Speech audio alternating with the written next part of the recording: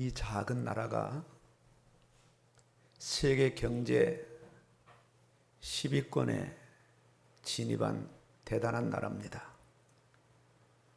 그런 나라에 살아가고 있습니다. 그러나 행복 지수는 OECD 37개국 중에 35위라고 합니다. 잘 사는 것만큼, 부유한 만큼 행복 지수가 따라가지 못하고 있는 그런 실정입니다. 한국인들이 느끼는 행복 조건을 살펴보니까 젊어야 행복하다. 첫 번째 조건이었고, 두 번째는 남보다, 자기가 견제하는 경쟁자보다 더 잘 살아야 행복하다. 잘 산다는 의미는 돈이 많다는 거예요. 잘 사는 의미가 아니라 돈이 많은 것을 잘 산다, 그렇게 표현해서 남들보다 돈이 더 많아야 행복하다. 이게 두 번째 의미였고요. 세 번째는 많이 배워야 행복하다. 학위와 만족도가 그렇게 일치하는 그런 경우죠. 그리고 마지막에는 남과 사회에 대한 신뢰감이 높아야 행복하다. 특히 한국인들이 남의 이목, 남의 시선을 대단히 중시한다는 그런 의미도 되겠습니다. 이렇게 남의 시선을 많이 중시하고 더 많이 가지고 더 많이 알고 더 많은 사람들에게 신뢰받는 것을 대단한 자랑거리를 여기고 세상을 살아갑니다. 그러나 젊음도 한때고 많이 가진 것, 많이 아는 것도 시간이 지나면서 점점 의미가 퇴색되어 갈 수밖에 없습니다. 이런 것들은 대단히 유동적이고 제한적이고 또 상대적이고 한시적인 조건에 불과합니다. 젊음도 계속 지속이 안 되고요. 돈이 많아도 별 의미가 없습니다. 어제 제가 한 분하고 통화를 했는데 그렇게 연세도 많은 분도 아닙니다. 70대 중반 정도 되신 분으로 알고 있는데 돈도 필요 없다는 거예요. 왜냐하면 동역자들이 하나하나 옆에서 죽어가는 모습을 보면서 돈이 무슨 의미가 있느냐, 그렇게 생각한다고 그런 답변을 저에게 직접 하시더라고요. 돈도 그렇죠. 많이 배운 학력도 그렇습니다. 자신의 정체성에 대해서는 대단히 무식합니다. 자신의 삶에 있어서 흔들리지 않는 아주 확고부동한 명확한 목적과 그 목표가 일반 사람들에게는 존재하지 않습니다. 그저 환경과 상황에 묶여서 세상을 하루하루 살아갈 뿐입니다.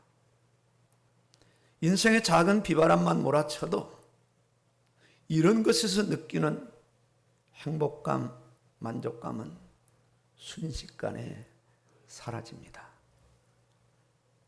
암병동을 한번 가보십시오. 말기암. 그리고 언제 죽을지 모르는 중환자실을 한번 가보십시오. 그리고 공동묘지를 한번 가보세요. 이 사람이 언제 출생해서 언제 죽었는가. 젊은 사람들이 대단히 많습니다. 그런 가운데 수도권 전역에 널브러져 있는 요양병원을 한번 가볼 기회가 있다면, 가보신다면 인생 허물을 느끼시게 될 겁니다. 다 시신 직전의 사람들을 호흡기를 꽂아놓고 영양주사를 꽂아놓고 요양원에서 돈을 받아내는 그런 추세가 한국 요양병원의 거의 다가 그런 입장들입니다. 오늘 이 빌립보서는 감옥 안에서 기록한 옥중서신입니다. 감옥에 갇힌 바울에게 여러 교회가 있었지만 가장 호의적인 교회가 빌립보 교회였습니다. 공식적으로 2번씩이나 감옥에 있는 바울에게 많은 자원을 제공해 줬던 교회가 빌립보 교회입니다. 그럼에도 오늘 바울이 하는 고백을 보면 빌립보 교회가 자신을 향해서 한 그런 모든 호의가 당연한 것처럼, 그러게 어쩌면 그렇게 당당할까요?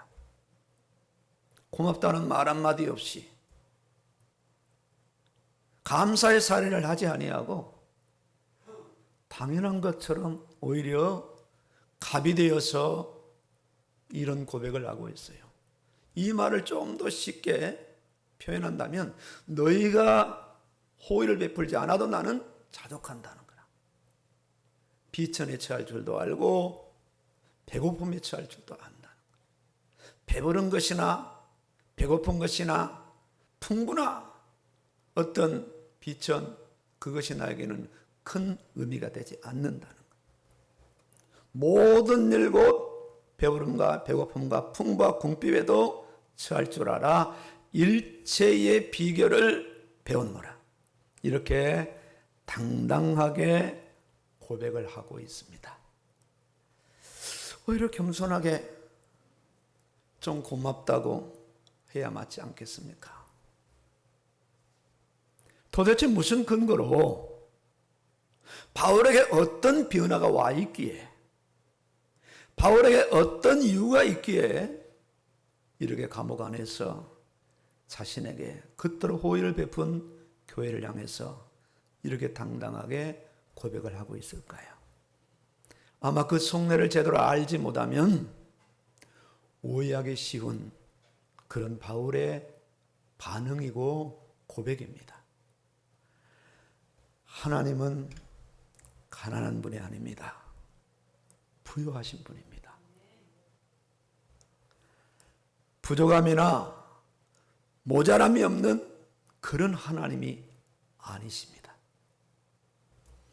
이런 하나님께서 창조하신 창조의 목적물인 인간도 가난한 자가 아니고 궁핍한 자가 아니고 대단히 부유하고 풍부한 자로 세상을 살아가도록 하나님께서는 부족함 없이 모자람 없이 인간에게 영육간의 모든 은혜를 허락하여 주셨어요.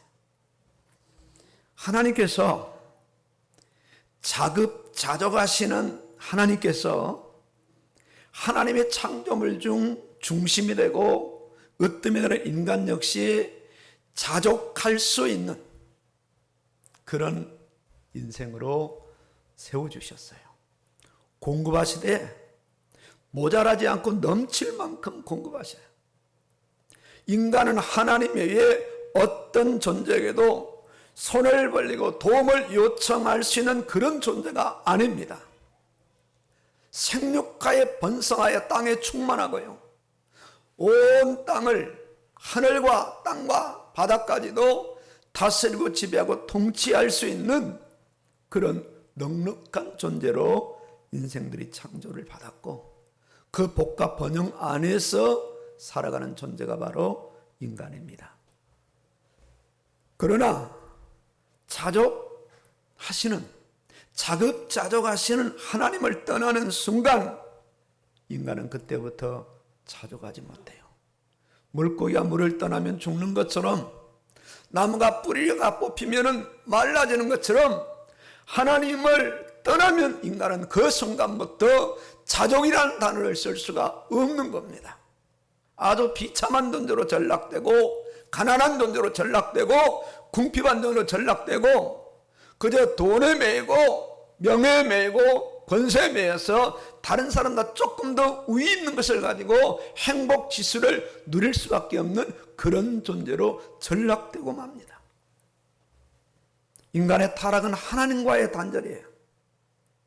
하나님이 자급자족하는 그 어마어마한 자원과 단절되는 겁니다.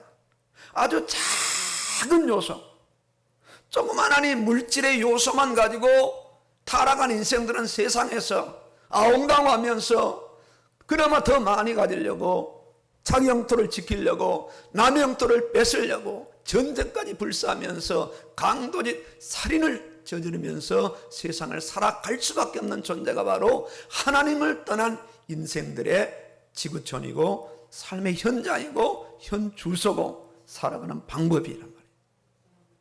인간이 이렇게 비참하게 된 겁니다. 땀을 흘려야 먹고 살 수 있어요. 가만히 있으면 굶어 죽습니다. 고독사합니다. 아무도 그 사람을 챙겨주지 않습니다. 여러분, 한 피를 받은 형제에게 어려워서 돈 빌려달라고 한번 연락해 보세요. 돈을 빌려주는가? 안 빌려줍니다. 돈 있는 걸 알면서도 빌려달라고 그래도 돈 없다고 합니다. 그렇게 매정한 인생을 살아간다니까. 왜? 자기가 낳은 자식을 양육하고 그 자식들을 보살펴야 되니까 충분히 공감이 가고 이해가 갈 수밖에 없어요. 그런 삶을 살아갑니다. 남의 것을 빼앗아서라도 자기 창고를 채워야 만족할 수 있는 존재입니다. 나라를 잃으면 잃은 백성들은 피눈물을 흘리잖아요. 그러나 나라를 쟁탈한 나라들은요, 자기는 정복한 사람들입니다. 자랑스럽게 여기잖아요. 이것이 세상을 살아가는 의식구조고 살아가는 세상 사람들의 삶의 방법이에요. 어떤 분이 그런 댓글을 썼어요. 일본에 너무 손을 벌리지 말라는 거예요. 힘이 없으니까 나라가 뺏겼지. 그건 당연한 거 아니냐. 힘어서 뺏겨놓고 뭘 그렇게 구걸을 하느냐. 어떤 면에서는 의미가 있다고 생각돼요. 세상은 그렇습니다. 그런 세상을 살아갑니다. 아무리 많은 것을 소유한다 할지라도 자물통을 채워야 되고 CCTV를 달아야 되고 보안 설계를 해야 돼요. 그래도 불안이 멈추지 않는단 말입니다. 근데 사람들은 더 많이 가질수록 염려하고 불안해하고 두려워하면서 전전긍긍하면서 세상을 살아가다가 이팔청춘 끝납니다. 죽음이 곧 눈앞에 어른거립니다. 죽고 나면 심판이 기다려요. 그 심판은 어떤 심판입니까? 지옥 가는 심판입니다. 자, 오늘 바울은 무슨 이유 때문에 남들에게 기피하는 감옥을 제 발로 들어가서 그 감옥 안에서 이런 고백을 하고 있을까요? 왜? 어떤 이유가 있고 어떤 사건이 바울에게 있었기에 이런 고백을 할 수밖에 없는가요? 자급자족의 원조이신 하나님을 만난 거요. 예수님을 만난 겁니다. 그 주님께서 바울을 찾아오셔서 늘 부족하고 모자란 바울 안에 자급자족의 주님께서 아예 들어가서 임재하시면서 어떤 삶의 환경과 상황을 만나도 자족의 비결을 배운 바울은 자족의 그 누림을 누릴 수밖에 없는 그런 신앙 고백을 빌립보 교회를 향해서 지금 선포를 하고 있어요. 당시 세계복음화를 위해서 바울을 감옥에 집어넣은 분이 누구신가? 유대인들이 아닙니다. 그 당시의 왕이 아닙니다. 하나님이셔요. 하나님이 바울을 감옥 안에 집어넣어 놓으시고 그곳에서 성경을 기록하게 하시고 그곳에서 세계복음화의 비전을 더욱더 구체적으로 비전하면서 기도하면서 때를 기다려서 드디어 바울을 통해서 그 당시에 세계복음화의 놀라운 역사를 이루셨어요. 감옥에 있는 바울을 자족하는 마음으로, 자족의 믿음으로 굳건하게 세우셔요. 예수님은 하나님의 자족, 하늘의 자족을 가지고 이 땅을 찾아오셨어요. 부유하신 분이 가난하게 되신 거예요. 하나님이 인간의 몸을 입고 이 땅에 오신 겁니다. 죄인들이 만날 수 없는 하나님을 다시 만나게 하는 지상 최고의 최상의 복을 가지고 이 땅을 찾아오셨어요. 드디어 인생들에게, 죄인들에게 만남의 복을 허락하여 주시죠. 하나님을 만난 심령들에게 세상에서 환경과 상황과 상관없이 자족할 수 있는 그런 인생들로 끊임없이 세우셔서 마침내 오늘 바울이 고백하는 것처럼 나는 일체의 삶의 비결을 배웠노라. 풍부와 궁핍에도 처할 줄 알고 부여와 배고픔, 가난에도 처할 줄 아는 일체의 삶의 비결을 배웠노라. 조금 나아가면 13절에서 우리가 잘 아는 어떤 고백을 하고 있지요. 내게 능력 주시는 자 안에서 내가 모든 것을 할 수 있느니라. 위대한 신앙 고백을 하는 그런 사람으로 예수님께서 이 땅에 오셔서 한 심령 한 심령을 개별적으로 찾아가셔서 만나주시고 그 사람에게 억지로 신앙 고백을 강제적으로 받아내는 것이 아니라 성령으로 감하셔서 인격적으로 신앙을 고백해서 그 심령 속에 구원을 허락하시고 구원받은 심령을 자족하는 인생으로 세워가신다는 거예요. 이것이 바로 아버지 하나님의 마음이에요. 이것이 바로 구세주 예수 그리스도의 마음이에요. 이 세상에 살아가는 동안 모자람도 부족함도 없이 완벽하게 자족하는 그런 삶을 살아가게 하는 거예요. 그것이 감옥이든 그것이 광야든 그것이 왕궁이든 광야든 상관하지 아니하고 그 현장에서 하나님을 누리고 하나님 주신 은혜를 만끽하고 계속 흘러내려 하나님의 사랑과 하나님의 은혜와 하나님 알아가시는 그런 자원과 응답과 복을 가지면서 어떤 심령을 만나도 간증할 수밖에 없는 그런 인생으로 세워가시는 겁니다. 이것이 바로 아버지 하나님의 소원이에요. 이것이 바로 예수 그리스도의 소원이고 예수 그리스도의 영인 성령의 소원입니다. 이 자족의 실체를 말씀을 통해서 낱낱이 밝혀가시는 거예요. 낱낱이. 우리 안에 선지식이 많지요. 정상적인 교육을 받으면 적어도 지금 이 시대는 한 20년까지예요. 아이가 걷기 시작하면 유치원에 보내잖아요. 잠만 뛰면 보냅니다. 적어도 유치원에서 거의 한 4년 가까이 유치원 생활을 하게 됩니다. 그런 초등학교 들어가지, 중학교, 고등학교, 대학교, 경례 대학원까지 한 20년가량 세상교회 가지고 충만하게 받습니다. 충만하게. 그래서 대학 졸업하면 이제 교회를 잘 나올까 했더니 대학을 이제 졸업하고 나니까 세상 지식으로 충만해서 더 세상으로 나가지 자식들이 부모 말을 듣지 않잖아요. 그게 누구 책임인가? 부모 책임이죠. 성경 한 번도 안 읽어도 전혀 마음에 애통함도 없이 세상 지식으로 꽉 채워놓으니까 교회를 비난하기 시작하고 목회자를 비난하기 시작하고 교회를 얕보기 시작하고 교회에 등을 지기 시작하고 술 담배를 시작하기 시작하고 타락하기 시작하고 그렇게 세상을 나가는 존재가 누군가? 모태신앙. 모태신앙. 선지식 때문에 그래요. 하나님의 자족이, 하나님의 자족의 은혜와 하나님의 자족의 사랑이, 하나님의 자족의 응답이, 하나님의 자족의 어떤 의미가 그 사람 안에 들어가서 자리 잡을 공간이 도대체 없는 겁니다. 없는 거예요. 자, 그렇기 때문에 예수님을 진짜로 믿게 되면 자족하게 된단 말이에요. 누구를 통해서? 예수님을 통해서 자족해요. 돈을 통해서 자족하고 사람들의 인정을 통해서 자족하고 세상의 지위를 통해서 자족하고 젊음을 통해서 자족하는 것이 아니라 이런 것들이 없다 할지라도 예수님을 통해서 자족하는 인생으로 세워집니다. 이를 일컬어서 믿음이라고 하는 거예요. 신앙, 생활이라는 거예요. 이 신앙과 생활이 접목이 되어지는 거죠.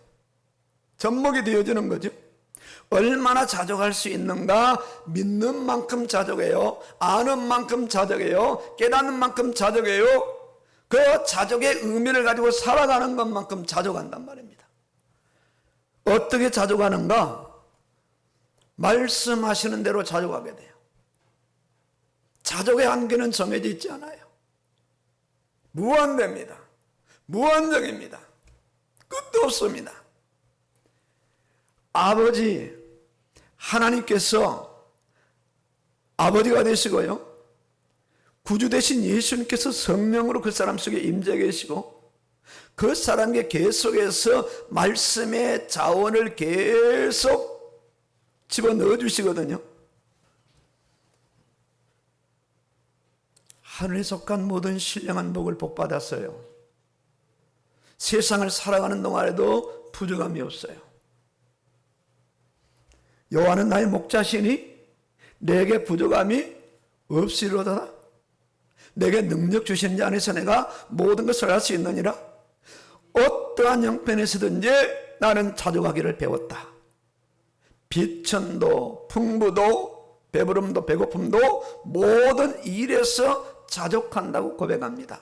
아예 일체의 비결, 세상 말로 노하우를 터득했다고 바울은 지금 고백을 하고 있어요. 믿음의 대상인 예수님은 사실상 그분에게 능력이 필요하지 않아요. 왜? 능력자시니까. 능력의 원천이시니까. 실제로 예수님에게는 지혜가 필요하지 않습니다. 지혜의 근본이시니까. 예수님의 의가 필요하잖아요. 왜냐? 예수님 바로 의가 되기 때문에 그렇습니다. 아버지 하나님은 스스로 존재하시고요, 아버지 하나님은 스스로 공급하시죠. 더욱 중요한 것은 아버지 하나님의 생명과 동일한 생명을 예수 믿는 구원받은 자에게도 허락하여 주셨어요. 이 생명은 죽지 않습니다. 이 생명은 늙지 않아요. 이 생명은 침에 걸리지 않아요. 죽는 생명은 육신의 생명이 죽습니다. 나중에 육신의 생명까지도 부활하면 다 살아나게 되지요. 그것도 늙은 생명으로 살아나는 것이 아니라 가장 청청한 젊은 생명으로 다 살아나게 됩니다. 자, 이런 분을 믿고 이런 분이 주시는 자원을 받는 사람은 어떤 삶을 살아갈 수 있느냐? 자족의 삶을 살아갈 수 있다는 거예요. 자족의 삶을. 이 믿음이 실제 믿음이에요. 내 안에는 자급자족하시는 완전하신 하나님께서 내 안에 성령으로 임재해 계신다. 그 임재하신 분이 나를 지금까지 한 번도 실망시키지 아니하시고 지금 구원받은 그 순간부터 지금까지 나에게 필요한 모든 자원들을 공급해 주셨다. 그래서 자족하는 겁니다. 자족하는 겁니다. 할 수 있거든이 무슨 말이냐 이거예요. 믿는 자에게 하지 못할 일이 없을 만큼 능치 못할 일이 없다는 거예요. 이 믿음을 주시고 이 믿음으로 자족하기를 원하시고 실제로 자족하게 하시는 거예요. 주여 내가 믿습니다. 정말로 믿습니다. 그런 사람이 자족하는 것이 아니라 실제 예수님을 만난 사람, 그리고 그 사랑을 절절히 느끼는 사람, 그 사람이 날마다 예수님의 실제적인 인도를 받고 모든 세상의 자원까지도 예수님을 통해서 분배되어서 혹은 사람을 통해서 오지만은 예수님이 오늘도 나에게 이런 은혜와 이런 역사를 하셨다는 것을 실제 믿고 나아가는 사람이 자족하는 사람이에요. 아주 평범한 일상 속에서 하나님 주시는 응답을 느끼는 겁니다. 하나님 주시는 자원을 느끼는 거란 말입니다.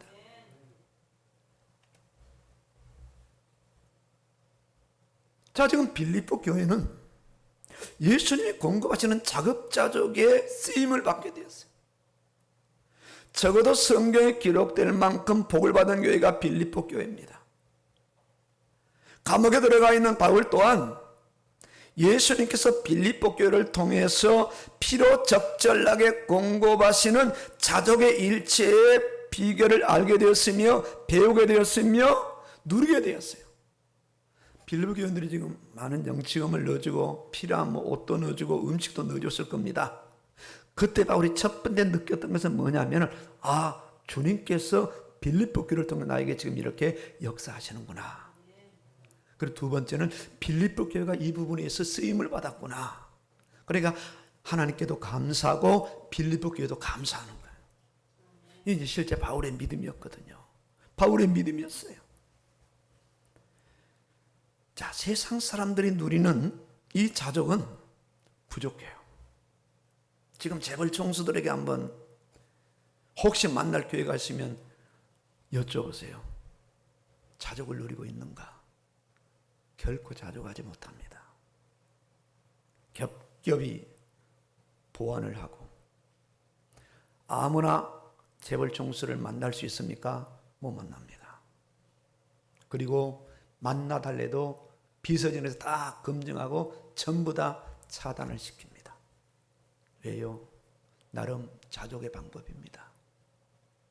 좋은 침대에 누워서 수백억 자택에 누워서 대단한 호의를 누리는 것 같지만 차라리 하루하루 알바해서 살아가는 사람, 집 문도 안 잠그고 두 다리 뻗고 사는 사람보다 훨씬 더 자족을 못 느끼고 전전긍긍하며 세상을 살아가요. 주가가 폭락해도 가슴이 철렁 내려앉고요.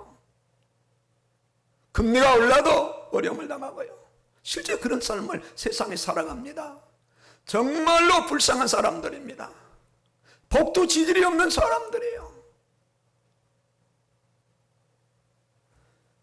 그런 사람들 곁에 누가 살아가느냐? 예수 믿는 사람들이 살아가는 거예요. 아람 장군 나아만이 전쟁에 나가서 수없는 전과를 올렸어요. 가슴에 번쩍거리는 훈장이 여러 개 달려 있어요. 왼쪽에 달고 오른쪽까지 다 달았어요. 더 이상 달 곳이 없어. 그런데 그 사람이 뭐예요? 문둥병자입니다. 살이 썩어 들어가요. 옷을 가릴 뿐이에요. 냄새가 진동해요. 하루에 몇 번씩 썩어난 자기 그 모든 것들을 닦아내도 목욕을 해야 돼요. 조금 더 가면 더 이상 장군 역할을 감당하지 못해요. 그런데 그 집에 누가 있었습니까? 전쟁에 잡혀온 이스라엘 소녀 하나가 있었어요. 그 소녀는요, 두 다리 뻗고 자는 소녀예요. 왜? 비록 포로로 잡혀왔지만 식모살이하지만 자기는 자급자족하시는 하나님을 믿는 소녀란 말입니다. 이것저것 방법을 다 쓰고 안 될 그 정확한 시점에 이 아이가 전도하잖아요. 장군이요. 이스라엘 우리 선지자에 가면 병을 고칠 수 있습니다. 와, 지푸라기로 잡는 심정으로 그냥 갈 수 없잖아요. 왕에게 요청하니까 왕의 소견서를 써줍니다. 왕이 잘 모르니까 이스라엘 왕에게 소견서를 써줘요. 왕이 그걸 받아보고 이건 우리나라를 침범하려는 이 관계 아니냐 말이야. 한탄하고 있을 때 엘리사가 그 사실을 알고 보내라고 하죠. 그런 겁니다. 그런 거예요. 자족을 누리는 소녀와 훈장을 달고 빛나는 옷을 입고 있어도 죽어가는 나만 장군과 극대극으로 달라지죠. 그런 사람이 예수 믿는 사람이란 말이에요. 사장이 불신자면은 그런 사원, 예수 있는 사원이 그 옆에 있으면 그 사장은 전도될 수밖에 없는 거예요. 왜? 자족을 누리니까. 자족을 누리니까요. 그야말로 예수 있는 사람이 삶의 연장에서 평생을 살아도 자기 주변에 있는 사람들에게 전도 못한다. 그 사람은 자족을 누리는 성도가 결코 아니란 말입니다. 하나님의 은혜가 없어요. 사랑의 은혜가 없고 구원의 은혜가 없고 응답의 은혜가 없고 말씀의 각양각색의 그 은혜가 없으니까 받은 은혜를 다른 사람에게 말할 수 없으니까 전도할 수 없는 겁니다. 간증할 수 없는 겁니다. 그러니 전도가 되어질 수 없죠. 일체의 삶의 비결을 배웠노라. 일체의 삶의 비결을 배웠노라. 오늘 자신을 말씀과 맞춰봐야 됩니다. 퍼즐을 맞추듯이 오늘 말씀과 자신을 맞춰봐야 돼요. 창세기부터 계시록까지 그 66권 성경의 원본에다가 자신을 맞춰봐야 됩니다. 자족의 교과서요, 자족의 정관이요, 자족의 가이드요, 자족의 그 말씀에다가 자신의 삶을 맞춰보고 자신의 인생을 맞춰보고 자신의 모든 환경을 맞춰봤을 때에 얼마나 내가 말씀 안에서 자족을 누리는 성도인가요? 특히 오늘 본문 말씀과 자신을 맞춰볼 필요가 있어요. 오늘 말씀과 단지 우리 믿음의 사람은 경제의 자족, 어떤 건강의 자족, 사람들이 인정해주는 그런 명예의 자족을 누리는 그런 사람들이 아닙니다. 어떤 면에서는 경제가 아주 빈약하고 사람들에게 인정을 받지 못하고 혹은 무시 비난을 받는다 할지라도 천지를 창조하신 하나님께서, 자급자족하신 하나님께서 자신을 창조하시고 그 하나님이 사람들이 이 땅에 오셔서 자신을 구원하시고 구원하신 하나님이 떠나지 아니하시고 자신 안에 성령으로 임재하셔서 여전히 자신의 삶을 자급자족하도록 역사하시는 그 믿음을 가지고 있는 사람, 그 사람이 누군가? 예수 믿는 사람이에요. 그 사람이 누군가? 신앙생활하는 신앙인이에요. 그 사람이 누군가? 교회 와서 예배드리는 사람입니다. 문제가 오면 자신의 감정과 자신의 경험과 자신의 선지식으로 문제를 대항하는 사람이 아니라 문제가 오면 자신의 신 말씀, 자족의 정만 말씀을 가지고 세상을 보며 대응하는 그런 사람이 누군가? 예수 믿는 사람, 말씀을 믿는 사람, 그 사람 바로 구별한 성도라는 그런 사람이에요. 바람만 불어도 비만 좀 와도 감정에 조금 이상만 와도 교회를 올 수 없는 그런 사람은 결코 자족의 사람이 아닙니다. 적어도 하나님이 배경이 된 사람이에요. 하나님으로부터 모든 필요한 것을 공급받고 있는 사람들이에요. 그렇기 때문에 어떤 환경 속에서도 일체의 비결을 배워가며 점점 수준 높은 비결을 배워가면서 지나간 환경은 사실상 자기 안에 어떤 눌림으로 느낌조차 없는 그런 사람들이 누군가? 예수 믿는 성도들인 겁니다. 요즘 시대가 정말 교회 찾기가 어렵잖아요. 신앙생활다운 신앙생활을 할 수 있는 교회가 많지 않아요. 그냥 웰빙 교회입니다. 그리고 그냥 교회만 하면 아무런 터치를 하지 않는, 간섭을 하지 않는 그런 시대를 살아갑니다. 요즘 신방도 안 하는 시대입니다. 사생활 보호로. 그래서 교회만 잘 다니면 아주 그냥 전혀 이상 없이 집사가 되고 권사가 되고 장로가 되고 조금만 다르면 신학을 해서 주의 종이 되는 그런 시대입니다. 지금 그런 시대에 살고 있어요. 그러니까 이 교회 주변에 안 믿는 사람들이 너무 많아요. 말씀의 강도가 조금만 강하면 소화불량이 걸려요. 어떻게 그렇게 살아요? 난 못 살아요. 너무 눌려요. 너무 힘들어요. 성경을 보세요. 다른 곳으로 갈 필요가 없고 성경으로 가야 돼요. 말씀으로 돌아가야 된다. 저도 예수 믿는 사람이라면 예수님이 말씀하신 말씀으로 돌아가야 돼요. 원본으로 돌아가야 돼요. 그래서 성경이 오늘 이 시대를 향해서 뭐라고 말씀하시는가? 개혁시대로부터 지금 쭉 우리가 넘어오면서 성경이 변천사를 가지고 있는가? 일전에 또 성경이 바뀌어졌는가를 봐야 되는데 성경은 그대로예요. 원본이 그대로예요. 우리는 성경으로 돌아가야 돼요. 그게 성도란 말입니다. 성도. 어떤 환경 속에서도 자족할 수 있는 사람, 자족이 힘든 상황에서는 자족을 조금씩 배워나가는 사람, 그 자족의 역량이 점점점 자신 안에 조금씩이라도 채워져 가는 사람, 1년 전 자신과 지금 자신과는 아주 상당히 다른 그런 자족의 사람으로 세워져 가는 그런 사람이 누군가? 예수 믿는 사람이고 예수를 믿어가는 사람이고 점점점 진보되고 향상되어 가는 사람인 거예요. 자, 오늘 말씀이 진정으로 피부에 닿듯 느껴지듯 가슴으로만 느껴져야 돼요. 가슴만 느껴져요. 아, 맞습니다. 아멘입니다. 나의 하나님은 자급자족의 하나님이십니다. 나의 연약함도 아시고 나의 할 수 없는 것도 아시고 나의 필요함도 다 아십니다. 하나의 이론적인 그저 성에 기록된 천지를 창조하신 하나님, 전지전능하신 하나님,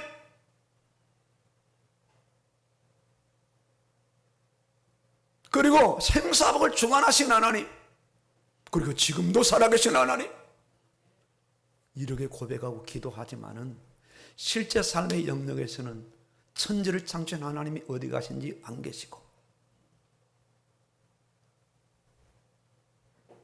만유의 주제가 되시고 생사를 주관하신 하나님은 온데간데 없고 그저 현실에 묶이고 상황에 묶이고 환경에 묶이고 사건에 묶여서 벌벌 떠는 사람이라면 내 자신이 어떤 사람이냐 이거죠. 어떤 사람이냐 이거죠. 제가 어제 대화한 그분, 70세가 조금 넘은 그분에게 죽을 날을 기다리는 사람처럼 말이에요. 건강 100세인데 100살까지 또 한 25, 6년 남았는데 그 많은 세월이 남았는데도 내일 우리 주변에 어제도 죽었다는 거예요. 내일도 또 죽겠네. 계속 죽지요. 하나님 부르시면 가야지. 나의 믿음이, 나의 신앙이 정말 말씀과 결합된 실제 믿음이고 실제 신앙이냐, 그 부분이란 말입니다. 그 부분. 내가 갇힌 감옥, 내가 있는 환경과 현장이 오늘 바울과 같은 고백을 할 수 없다면 나는 도대체 어떤 신앙인으로 40, 50년을 교회를 채우고 예배를 채우고 내 직분을 채우면서 오늘까지 와 있느냐 이거죠. 나의 정체성, 나의 신분이 오늘 말씀과는 어떤 의견이 일치되고 아니면 일치되지 않는 부분이 무엇인가를 오늘 제대로 한번 재인식을 하셔야 되는 거예요. 하셔야 되는 거예요.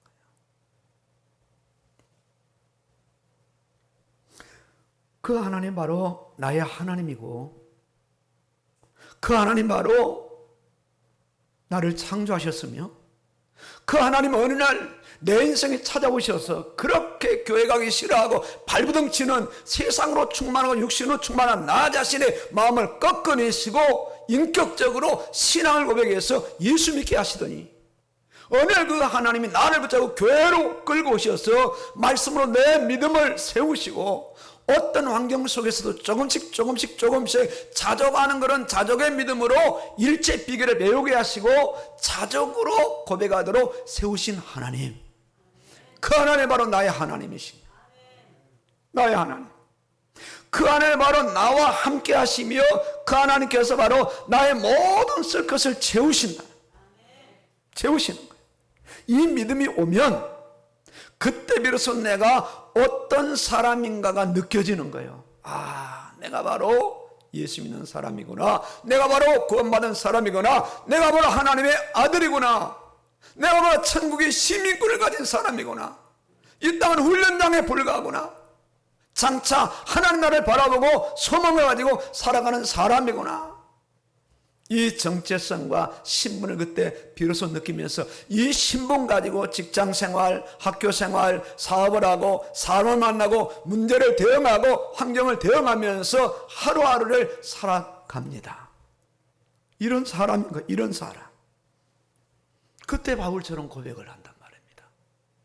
내게 능력 주신 자 안에서 내가 모든 것을 할 수 있느니라. 이런 고백이 안 된다면 시급하게 우리가 하나님을 찾아야 돼. 시급하게 하나님을 찾고 자신의 정체성적 신분이 확인되었다면 어떻게 해야 되느냐? 이제 실전에 임해야 되는 겁니다.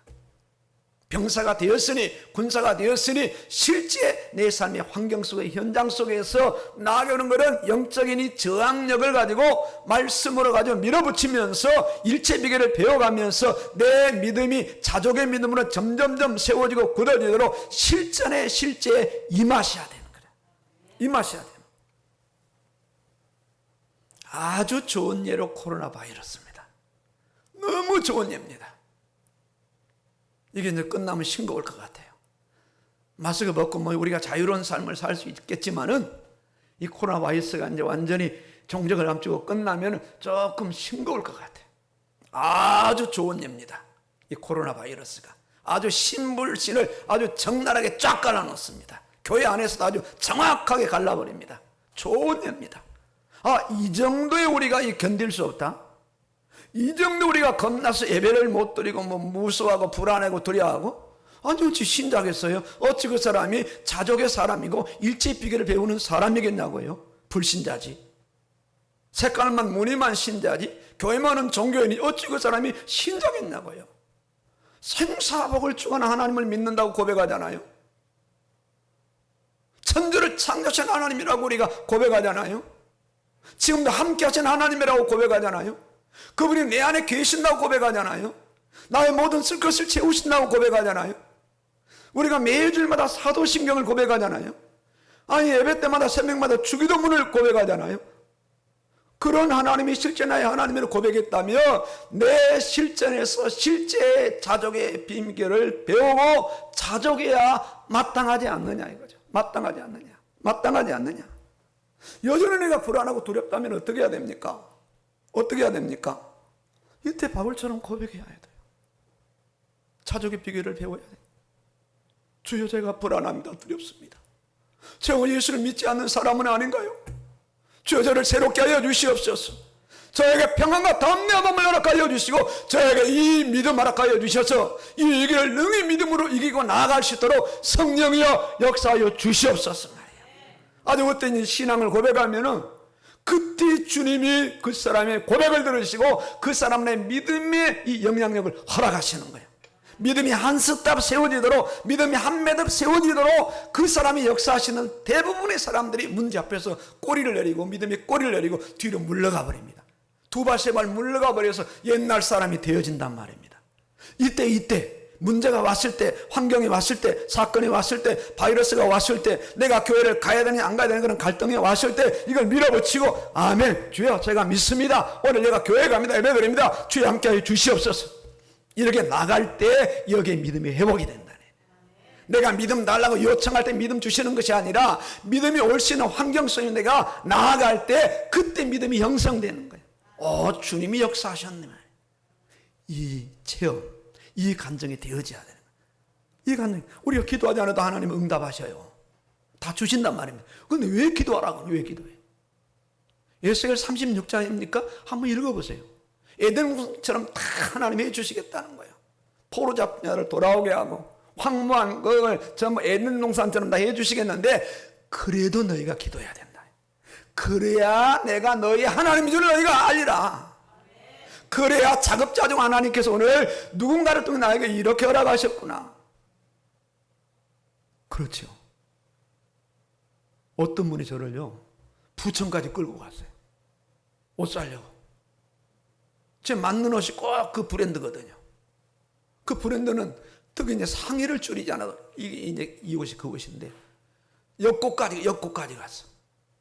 가서 옷을 사 입었더니 딱 맞아요. 줄이지 않아도. 제가 팔이 짧아서. 제가 평균치가 되다 보니까 안 맞아요. 근데 누가 저를 거기까지 끌고 왔어요? 예수님이 그분을 통해 저를 끌고 가신 거예요. 예수님이. 옷이 있다고 하는데도 아니라고 하면서 나를 잡아가지고 자급자족의 예수님께서 누군가를 통해서 저에게 자족하도록요. 자족하도록. 이렇게. 자, 이업할 때 아기가 누구를 찾아요? 엄마를 찾듯이요. 엄마를 찾듯이.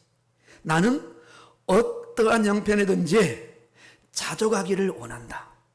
그러면서 일체의 삶의 비결을 배웠노라. 이 순서가 있잖아요. 자족하기를 원하고 마음에 원했죠. 그러면서 실제 자족을 배워가면서 나중에 보니까 자족을 다 배우니까 내게 능력 주신 자 안에서 내가 모든 것을 할 수 있다 고백할 수 있는 이 사람이 바울이었단 말입니다. 똑같이 우리가 성경에 같은 사람이죠. 같은 사람이죠. 자, 나는 지금 이런 일체의 비결을 배워가고 있는 사람이에요. 천국 가면 더 이상 배우지 않습니다. 천국 가면 이를 방해하고 이를 불안해하게 하고 이를 두렵게 하는 불신앙과 어둠의 이 권세는 예수 이름으로 나가노니 떠나갈지어다. 떠나갈지어다. 점도와에서 간다면 나는 물질의 자족, 건강의 자족, 육신의 삶의 자족에 내 중심, 내 포커스를 더 이상 맞추지 않겠다는 거예요. 먼저 그의 나라와 의를 구하라. 그리하면 모든 것을 너희에게 더하여 주시리라. 더하여 주시리라. 이 감옥 안에서 성령은 바울을 붙잡고 지금 엄청난 역사를 하고 계세요.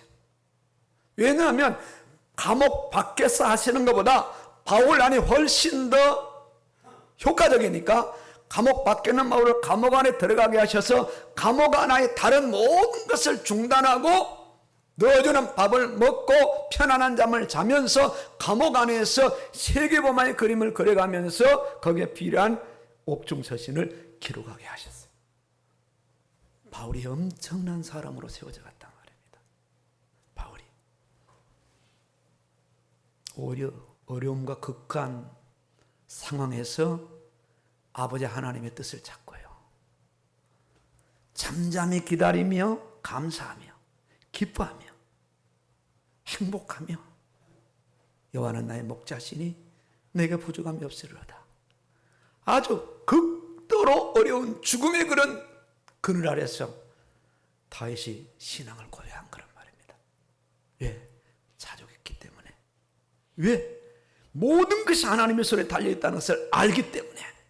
비록 사울왕이 나를 죽여가지만 죽이려고 하지만 몇 번 다윗이 이 사울왕을 죽일 기회가 있었지만 하나님의 주권에 맡기고 기름 부은 왕을 죽이지 않고 자족을 느끼면서 왕 앞에 고백을 하잖아요. 이 사람이 다윗입니다, 여러분요. 다윗. 자, 이때 시급하게 필요한 것이 뭡니까? 말씀이에요. 말씀. 말씀을 모르면 자족할 수가 없어요. 자족할 수 없어요. 말씀은 자족의 가이드입니다. 말씀은 자족의 교과서의 정관입니다. 약관입니다. 자족의 빽빽한 내용들이 66권 말씀 안에 무궁무진하게 많아요. 이미 자족의 삶을 걸어가는 우리의 신앙의 선배들의 간증들의 창세기부터 계시까지 꽉 차 있는 겁니다. 그래서 우리가 위기를 당하면 어디로 들어가야 되느냐? 말씀으로 들어가야 돼요. 말씀으로 돌아가야 돼요. 말씀으로는 회복돼야 된단 말입니다. 말씀으로 창세기 들어가면 믿음의 족장들이 나옵니다. 아브라함의 하나님, 이삭의 하나님, 야곱의 하나님, 요셉의 하나님, 이 족장들이 나오죠. 이들이 어려움을 당할 때 여지없이 하나님이 약속하신 약속의 말씀으로 들어갔어요. 출애굽기 가보세요. 모세 나오죠. 여호수아 나오죠. 갈렙 나오죠. 어떤 돌이 날라오고 원망이 날라오고 핍박이 날라와도 이들은 하나님께 피했으며 하나님신 약속의 말씀 붙잡고 어디까지 들어갔느냐? 가나안 정복까지 들어갔단 말입니다. 말씀이에요. 말씀 들어가면 하나님을 만납니다. 말씀 들어가면 족장들을 만나요. 다니엘을 만나요. 사드락 메삭 아벳느고를 만나요. 바울을 만나요. 베드로도 만나고 빌립도 만나고 도마도 만나고, 아니 불신앙한 사람들도 만나더라고요. 이스라엘 백성들도 만나고. 그때는 나는 저 사람처럼 살면 안 되겠구나. 나도 여호수아처럼 갈렙처럼 살아야 되겠구나. 나이가 80대도 신앙 고백을 해야 되겠구나. 그렇게 되어지는 거죠. 구약 전체에서 믿음의 실천과 이를 바탕으로 간증하고 있어요. 이 말씀들이 바로 이제는 자신에게 적용할 말씀들입니다. 이를 위해서는 말씀을 더 많이 알아야 돼요. 약관을 몰라서 보험금을 안 타고 계신 분들이요, 약관을 다시 한번 확인해 보시나. 보험사에서 그냥 주지 않아요. 가만두면 가만 놔둡니다. 병원에 갔더니요, 이거 보험 된다는 거예요. 안 된다고 하던데 된다는 거예요. 안 주려고 일부러 그런다는 거예요. 한번 집어넣어보라는 거예요. 된다는 거예요. 되도록 제가 써드릴 테니까 신청하라는 거예요. 약간 모르니까요. 안 된다고 하죠. 저한테 이야기하더라고요. 아, 목사님 이건 안 되는 거예요. 병원에 가니까 된다는 거예요. 누구 말이 맞아요? 의사 말이 맞지요. 자, 이 문제를 향해서 나가면 세상 사람은 안 된다는 거예요. 그래요? 이건 죽었다 깨어나도 안 되는 겁니다. 근데 성경 들어가보니까 된대요. 기도하라는 거예요. 믿고 기다리라는 거예요. 회개하라는 거예요. 돌아서라는 거예요. 그럼 내가 주겠다는 거예요. 내가 막아주겠다는 거예요. 말씀으로 돌아가라. 약속의 가이드로 돌아가라는 거예요. 그래서 우리가 더 많이 알아야 되고 더 많이 믿어야 되고 더 많이 적용해야 되고 더 많이 순종해야 되는 거예요. 이를 위해서 가장 첫 단계가 말씀 읽기입니다. 말씀 읽기입니다. 이 말씀 읽기 만만치 않습니다. 얼마나 방해가 많은지요. 드라마 보는데 방해가 많습니까? 방해 없어요. 방해하다 방해도 아니고 전화도 안 받아요. 진짜 이 좋은 드라마 뭐 요즘 오징어 게임 뭐 많이 보는 저는 안 봤습니다만은 뭐 그런 거 볼 시간에 성경 읽으세요. 성경 읽으세요. 뭐 우리가 그 의미만 알면 돼요. 그 게임에 넷플릭스에 올라가서 어떤 의미인가 뭐 그냥 몇백억 주고 뭐 죽고 살리는 그런 게임인데 이 사람들의 이제 그 지금 이 타락한 시대를 빗대어서 그렇게 써놓은 건데 그 기독자가 대충 의미만 알면 돼. 곡을 안 돼가지고 끝까지 보고 있고 그러지 말고 성경 보시라고. 성경 보시라고. 볼 것 따고 갈 것 따가고 할 것 따가면서 언제 성경 보시냐고. 못 봐요. 그나마도 내 안에 선지식이 많은데 빼내야 될 지식이 많은데 문화를 우리가 좀 알아야 되니까 다 봐야 된다고. 왜 맞는 말씀이지만요. 우리가 말씀을 못 읽으니까. 말씀을 못 읽으니까. 첫 번째 의미가 다독이에요. 다독. 많이 읽으셔야 돼요. 많이 읽으셔야 돼요. 많이 읽으면 조금씩 드러나요.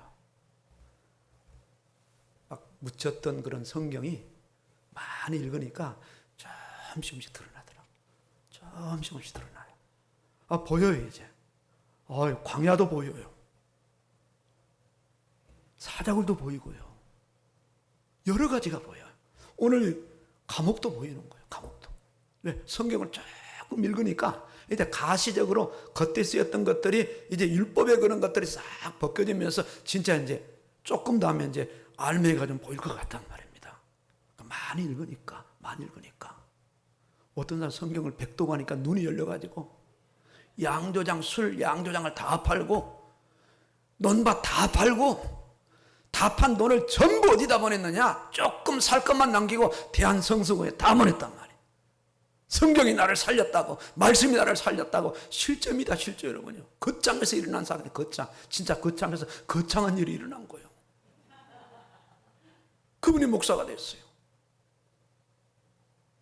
초등학교 학력인데 성경을 백독하니까 성령의 눈이 열리도록, 귀가 열리도록, 마음이 열리도록 해가지고 내가 이거 술 만들어서 돈 벌고 내가 이런 인생이 아니라는 거 다 팔아치우고 신학에서 목사가 돼가지고 평생을 목회하다가 돌아가셨단 말입니다.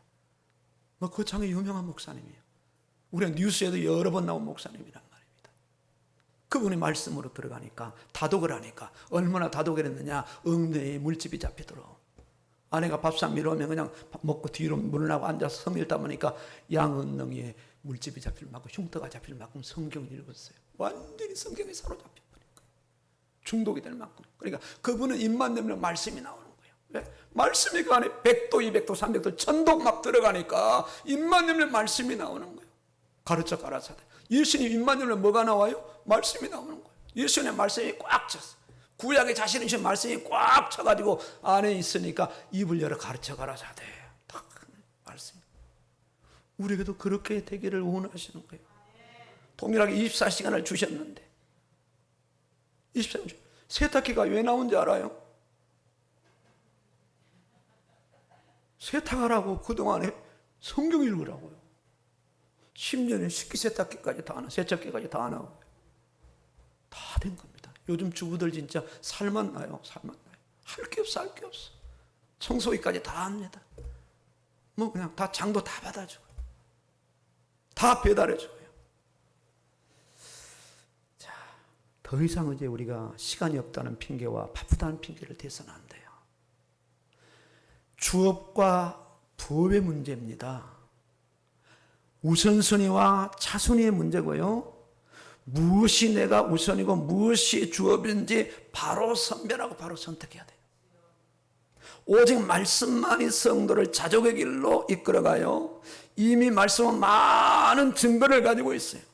이제는 오늘 저와 여러분이 체험하고 누릴 그런 차례입니다. 읽고 또 읽고 새기고 또 새기고 계속 선포하고 또 선포할 때 말씀은 서서히 우리 안에 녹아집니다. 우리 안에 녹아져요. 자신도 모르게 말씀에 정복돼요.